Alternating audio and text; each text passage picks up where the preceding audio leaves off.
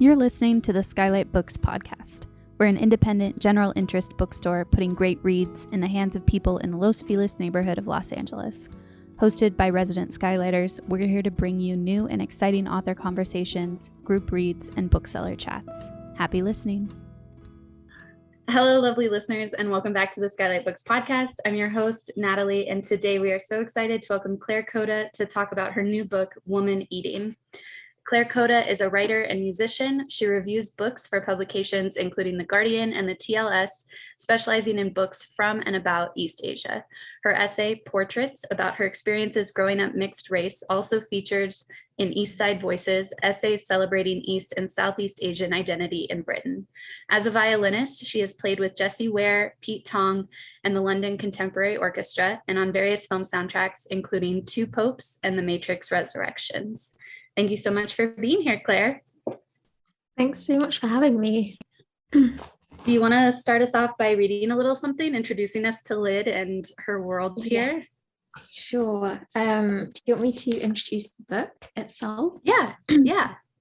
Okay, I'll try. I'm not very good at actually explaining what the book is about because I feel like it ends up being about different things to different people.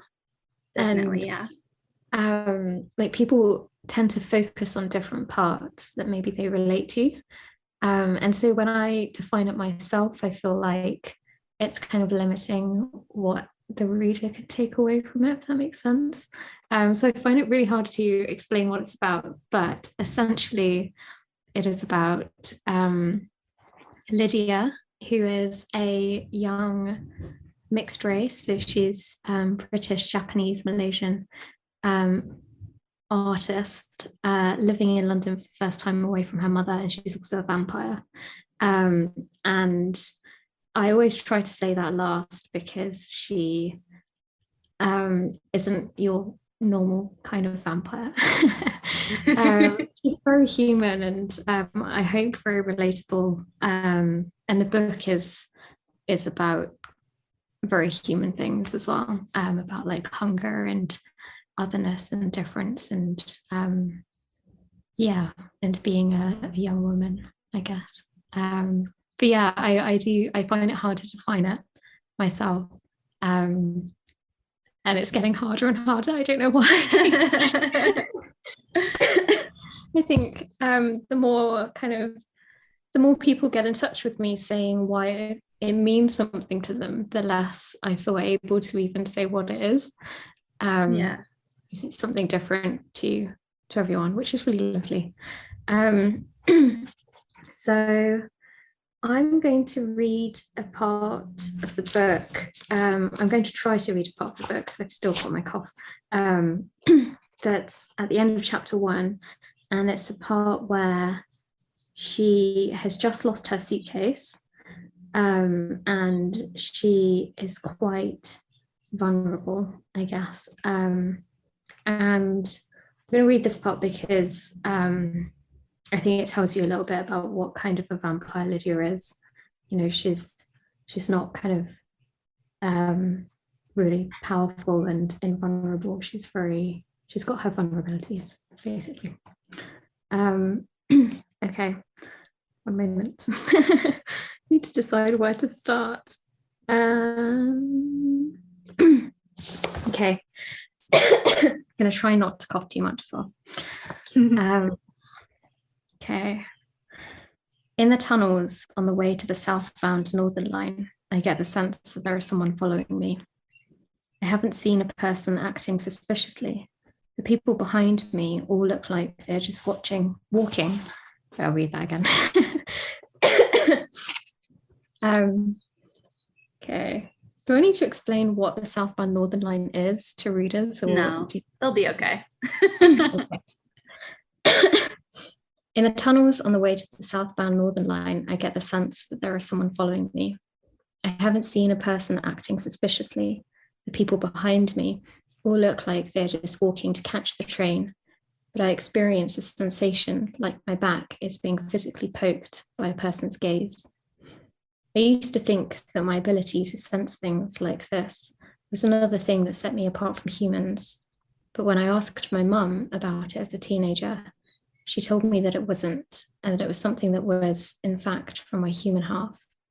It's something, she said, that most women can do, an extra sense that men don't have, or else they usually don't need. I turned down onto the platform and walked to the end where a few people are gathered. They're women on a hen do who are, I guess, from their accents from Manchester. When the train arrives, I get on with them so that I'm hidden by their feather boas and balloons. While the train is moving, though, I see a person who I guess was the one following me through the window leading into the next carriage. A man with a thin face, large eyes, and dark hair speckled with grey is looking at me. I scowl at him so that he knows that I can see him, and so that he knows I'm unhappy with him looking.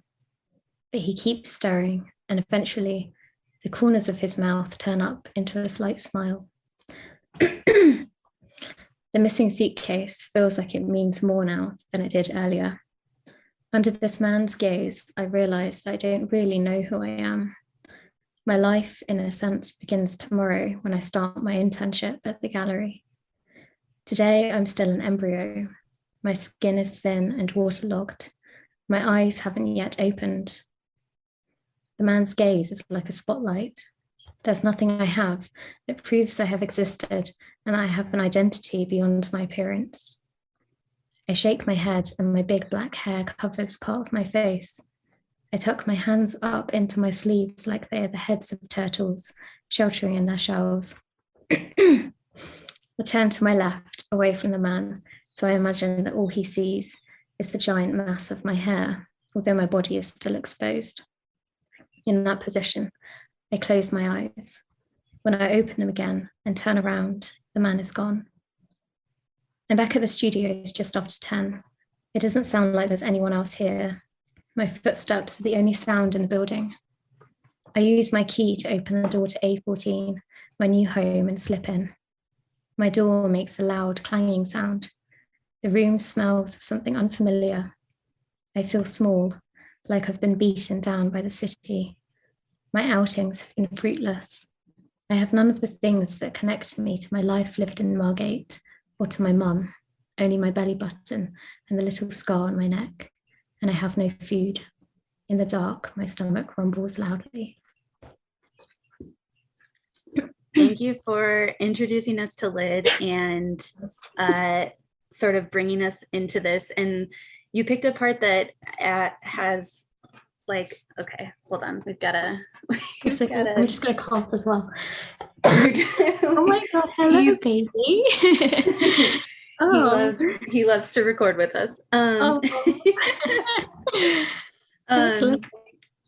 So thank you for introducing us to Lyd and sort of bringing us into this story. And you picked a part to read that kind of leads me to my first sort of question about how this story started, because I would assume that it maybe started without vampires involved at all, because it really does sort of just feel like it's not an afterthought, of course, but like you mentioned in the beginning, like the story is not about a vampire, it's about a woman, and she just also happens to be a vampire.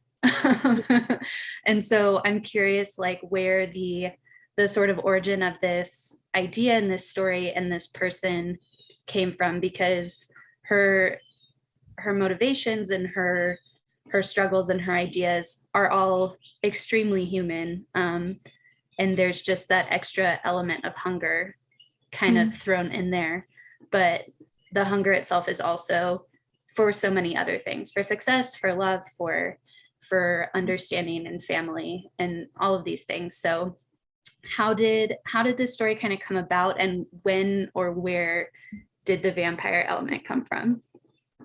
So interestingly, the vampire element was there right from the beginning.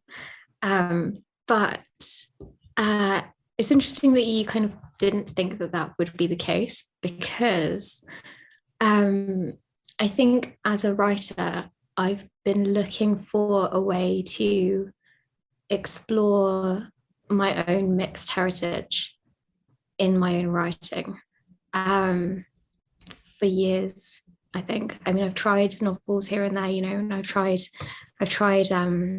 setting novels in Japan, and that never worked. I've tried.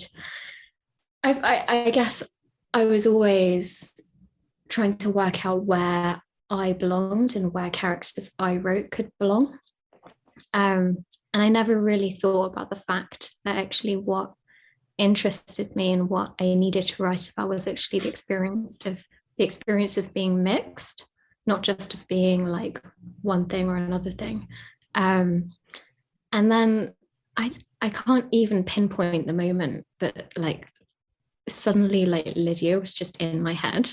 It was just suddenly, it was like this vampire appeared and I was like, this is kind of it. Like, this is the way I can talk about experiences that are very human and very, that are very kind of important to me, but in a way that's like slightly detached, I guess.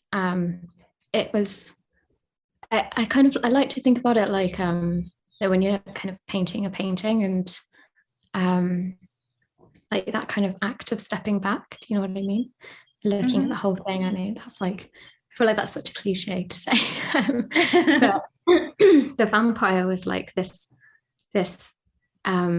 like a tool that helped me take a step back from my life and my experiences, and kind of like look at things like what it really feels like to be mixed race, but not only mixed race, but also a young woman, to be someone who's quite isolated, because at the time it was, you know, at the height of the pandemic in 2020, it was like a way of stepping back from humanity and kind of looking at it from this perspective of this woman who's not completely human. Well, and that's the absolute power of, again, cliche, but stories too, is that like, and especially like fairy tales or folklore, they really like allow you to step back, and the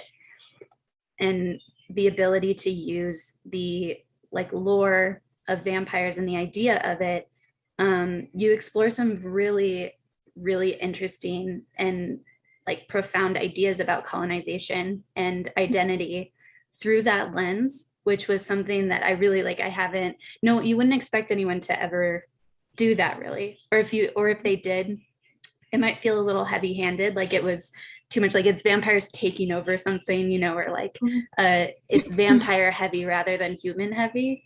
But there are so many beautiful ideas that Lydia is like mulling around in her head about, like where she comes from, and that's because of her relationship with her mother too. And it's because there's this link between the two of them because of their vampire nature. And so and it is definitely it's a story about being a woman, but could you talk a little bit about the choice to have her father not be there? Because it definitely defines her relationship with her mother as well. The fact that in this part of Lydia's story that we hear, like, he is absent, and so therefore she only has like her mother to direct her emotions at, sort of, and her feelings about like her father's death and his not having a hand in her being a vampire, and all of those things contributing to her identity as well. So one thing that I experienced growing up, and still now to a certain extent, is the really strange experience of being, of growing up in a different country to my mum. And we're really close, me and my mum. We're so close. And same with my dad. We're like three best friends, which is lovely. But with my mum, there's always like a distance, and obviously there's a physical distance, a geographical distance, just by the fact that so much of her life has taken place on the other side of the planet. And she would tell me stories about her childhood or about her family back at home, and or things about Japan, and there'd always be kind of like this distance in my mind, and it never felt like quite real. It was almost like her life. I found it really hard to imagine her life as like a real thing, which sounds really strange, but that kind of like distance was something that really interested me when I was writing this book. And I wanted to kind of push it to extremes. So one thing that I have with my mum is we can share food together. You know, she's an amazing cook for one, but she can help me connect to her own life in Japan and her childhood with food that we share together, like food from her childhood, food that her mum used to cook her. And of course, Lydia as the vampire doesn't have that. Her and her mum both just eat blood. That's all they can have. But then also there's like this distance between them, which is time. So Julie, her mum, grew up not just on the other side of the planet, but like over a century ago. And I wanted to like, it sounds really cruel. It's like, it makes me sound like I wanted to like inflict pain on her, but I wanted to really accentuate that distance that you can feel from your family when they live on the other side of the world. But I wanted to kind of split her from her family and her identity through time as well. And and kind of look at how isolating that can be. So that's partly why it focuses so much on just her and her mum, and partly why I decided to kill her dad as well. I mean, you didn't necessarily kill him. He died before we got there, but for him exactly. I also wanted her to kind of there's this really beautiful poem by the poets called the Ovaya, but there were actually 3 female poets they're from Tamil Nadu, and they all had the same name, but this one, I can't remember when she was alive, like a long time ago, centuries ago. But she wrote these beautiful kind of like idioms, and one of them was is mother and father are the first gods, which I thought was really beautiful. The idea that like when you're born, your parents are like gods to you. They've created your world, and they've created you, and they've created life, and they're everything. Like you almost worship them and you trust them completely. And for Lydia, her dad died before she was born, and it's almost like he retained that kind of like godly nature to her. So he in her mind is just, he can do no wrong, you know. He's everything that she wishes she has. Even if he was alive, maybe they'd have like a really crap relationship, who knows. But everything that she yearns in life, she imagines she would have if she had her dad. And her dad represents so much. Like he represents food because he was a human, so he could eat. He represents that kind of like connection to a part of her heritage. And also because he was human, he's not separated by time in the same way that her mother is. So his family, like there are probably members of his family that's still alive in Japan as well. So he kind of represents, I guess, the connection that she's missing in her life. Yeah. And then I was curious how you sort of either decided or how Lydia's voice kind of came about, in terms of how this story is told, because so much of it very much just feels like, and in the best way that I kind of haven't read in a like in a novel in a while, is that you're fully just inside her head. Like it almost feels like you aren't even existing outside of, like, next to her in this world or with her or watching her walk through this world. You're in her head with her, while she's on this journey to some sort of either self-actualization or understanding of who she is and what she wants and what she's capable of. And it was just such a specific, but also for someone who lives inside their head so much of the time and is constantly like thinking about things and like thinking about all the choices that you can make and the things that you can do and being observant. She was just such a specific character, and I'd love to hear how you sort of decided that her voice would be that introspective, or that you would sort of exist in her head with her. And that's part of her isolation too, I think, is that she is very isolated. So there's like, you are existing inside with her rather than outside. Yeah, I wanted people to experience her loneliness with her. And a while ago I was asked, it was at an event actually, I was asked what I wanted people to take away from reading the book, and at the time I was kind of like really overwhelmed just by even doing events, so I was just like, I don't know. And then the question, like, kind of, it stayed with me, and I realized that it was quite important, that, well, not necessarily important, but it was a question that I wanted to kind of answer for myself.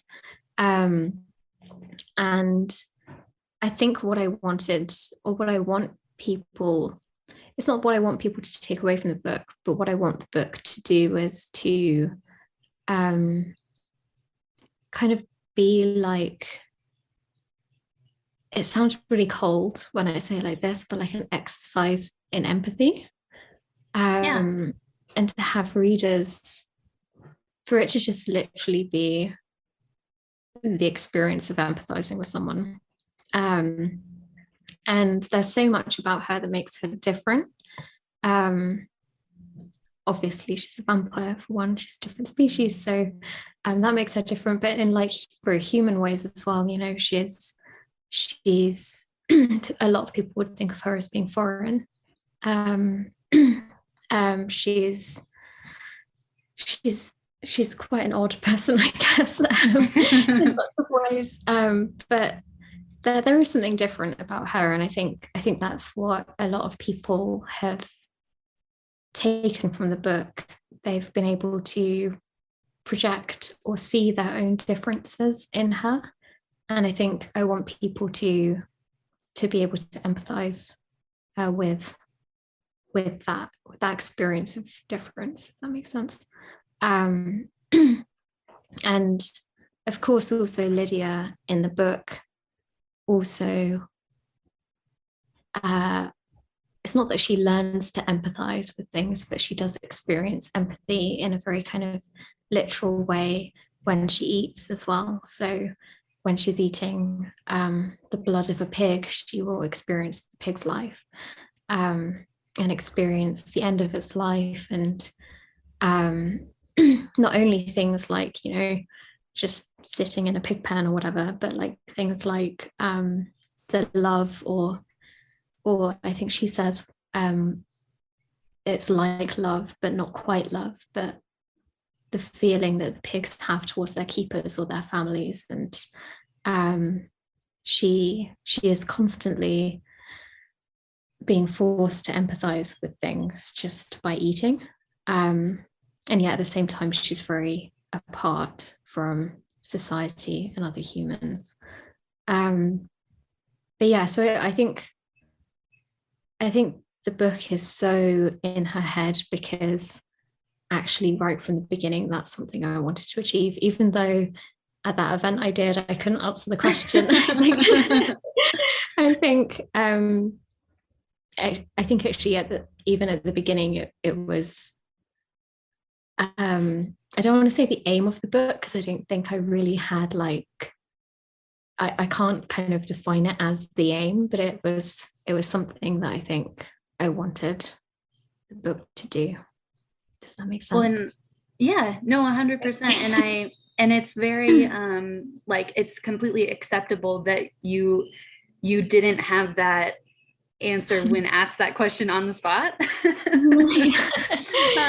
Because it takes like a minute of actually talking about the book to kind of figure it out when you talk to people. But I was also going to say, going back to the very beginning of us talking, that it is like with this book in particular, I think it is very interesting to see like what people will connect with, because there are so many like so many things happening, and not in an overwhelming way that you can't keep up with them, or that they're like that it's overcrowded or anything, because it is just completely human. Like we're talking about identity, and we're talking about womanhood and religion, and like and relationships with parents, and all these things that people are constantly dealing with, but you weave them together so beautifully with this one person. And it is a book that I think so many people will walk away from, like giving it to a different person in their life to read, like based on certain things, and what they think. Like it will reach so many people for so many different reasons. And I think that is definitely a like that will be an exercise in that empathy that you want people to feel. Thank you. And then I do have some very fun questions that I had to ask you about, or wanted to talk to you about. One is talking about Buffy, and having our vampire Lydia watch Buffy with a friend that does not know she's a vampire, which I just thought was so fun. So I'd love to hear like just a little bit about like why you wanted to include that in this story, because I just thought it was really fun.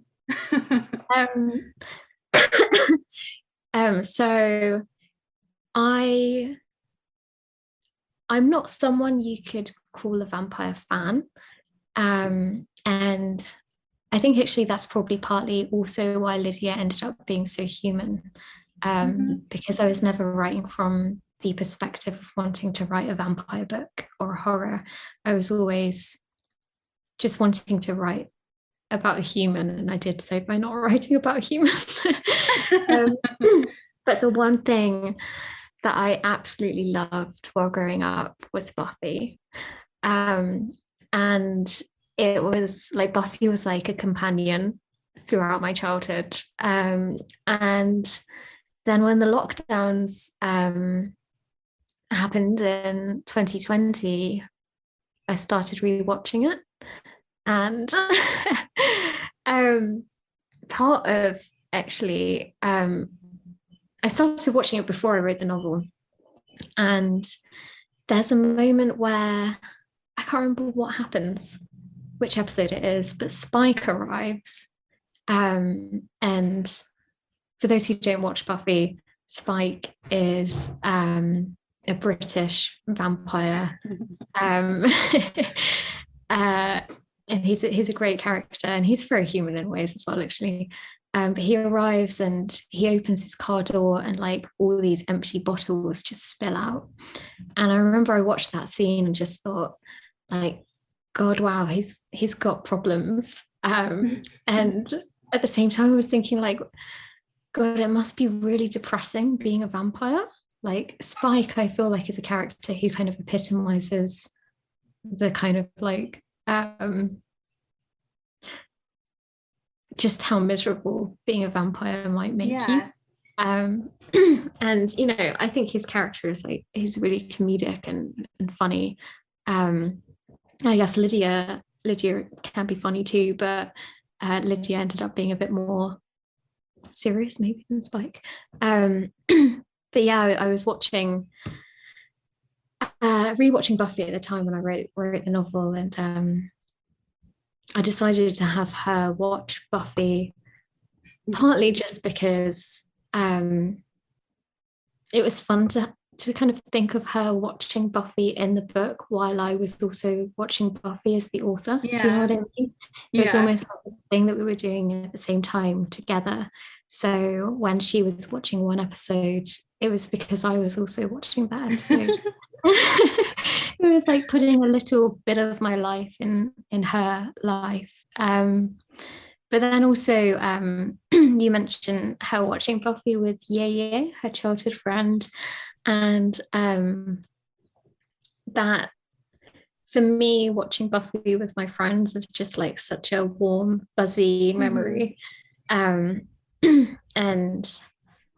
yeah, at the time, sorry, I feel like I'm going off on loads of tangents, but it was 2020, and one of my best friends, Rory, he's a nurse, and over the pandemic, obviously, like, he was doing amazing work, and we hadn't really seen each other much, and he'd moved to a new house like a couple of years ago, and I still hadn't visited, and we kept saying like, oh, we should meet up and watch Buffy for like a whole night and just like eat loads of food and just have a lovely time.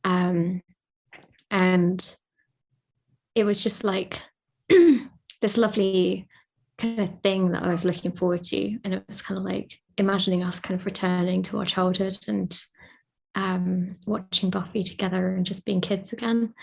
And childhood is something it became like quite an important theme in the novel.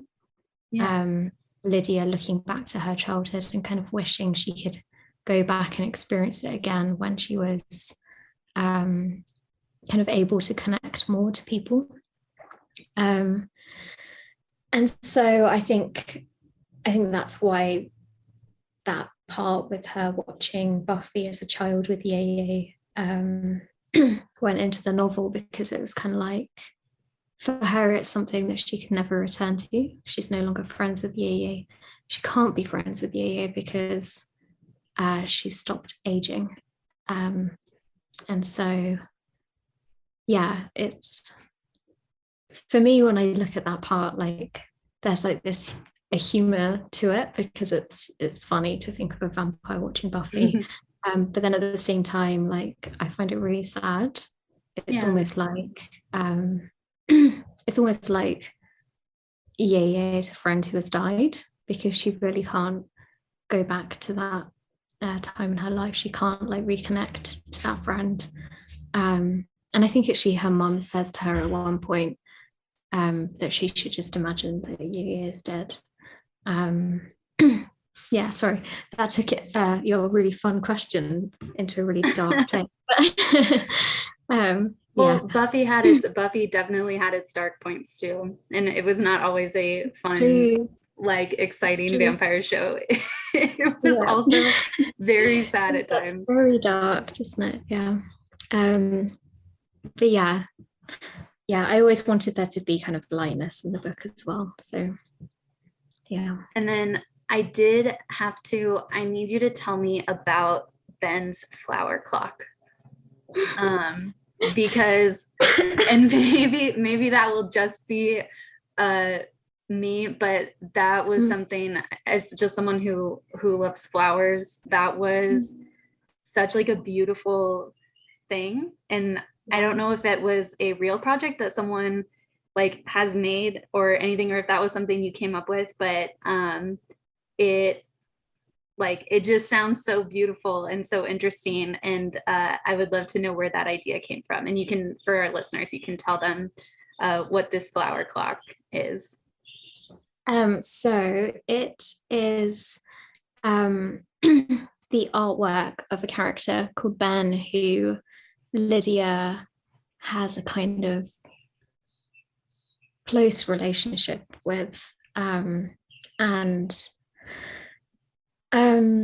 It actually, I don't remember when Carl Linnaeus was alive. Do you? I might look him up quickly. He actually says, doesn't he, in the book? There you go. So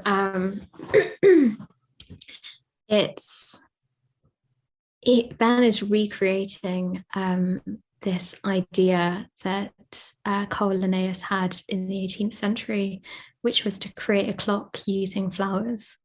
And the idea was to find flowers that opened at every hour of the day on the hour.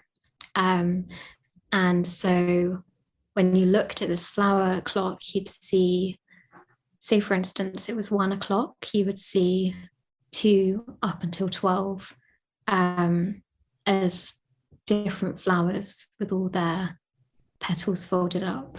And then you'd only see the clock representing, the flower representing 1 in bloom. And then that would change as time went on. And it's such a beautiful image. I think it's so beautiful. But yeah, Ben is trying to recreate that. So he's actually trying to create this flower clock in real life. And he finds that there aren't actually flowers that open on every hour. So it's like an incomplete project. And it's the reason why I gave him that artwork was because his mum in the book is dying and coming towards the end of her life. And so the kind of idea of like this incomplete clock, I felt like really suited that kind of part of his life. And there being like missing times in the clock as well. Yeah, I felt like that kind of, it was like a reflection of what's happening with his mum. But it was it's interesting because I didn't expect that to be his work. I didn't really plan it.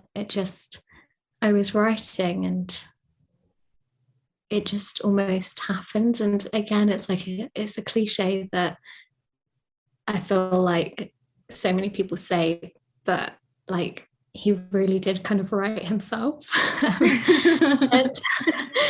And yeah, I knew that I wanted his artwork to be really tender and really thoughtful and meaningful, because up until that point, I think he does come across as kind of just like, I think Lydia actually says that he came across as not intelligent to her. And he's kind of, he's a little bit funny and he says kind of silly things, but really underneath there's a lot of thought going on. And yeah, and also he's going through the process of, I'd say he's grieving his mother already, because I think the process of grief kind of starts before the death. And yeah, so yeah. But it's also that clock, he talks about kind of it being also about like, I guess climate change as well. The fact that flowers are going to open at different times and the clock will just be ruined anyway. And yeah, that part is actually, it sounds really big-headed because I wrote it, but I don't mean to sound big-headed, but it was such, because I really do genuinely feel like he kind of wrote himself. And when that bit was written, it was really lovely to see him making artwork that was so I guess, emotional and thoughtful. Yeah, he surprised me, which really, but he did. I think that he definitely also surprised me a little bit as the novel went on, because similar to Lydia, I was not really a fan at first of poor Ben, but he did grow on me, and I really enjoyed this book so much. And we have copies on our shelves at SKYLIT Books for all of our listeners who want to pick up a copy of Woman Eating. Again, my guest today was Claire Kohda, and we have copies of her book at SKYLIT. You can purchase them in store or online at skylitbooks.com. Thank you so much for joining me, Claire. Thank you so much. This was lovely. And thanks for listening, everyone. Thank you for listening to the SKYLIT Books podcast series. Please don't forget to visit our website at skylitbooks.com and make sure to follow us on Twitter and Instagram. Also, don't forget to subscribe to this podcast for more author talks and bookseller conversations. You can find us on Podbean, iTunes, and Spotify. Stay safe and healthy, and we hope to see you back in our store soon.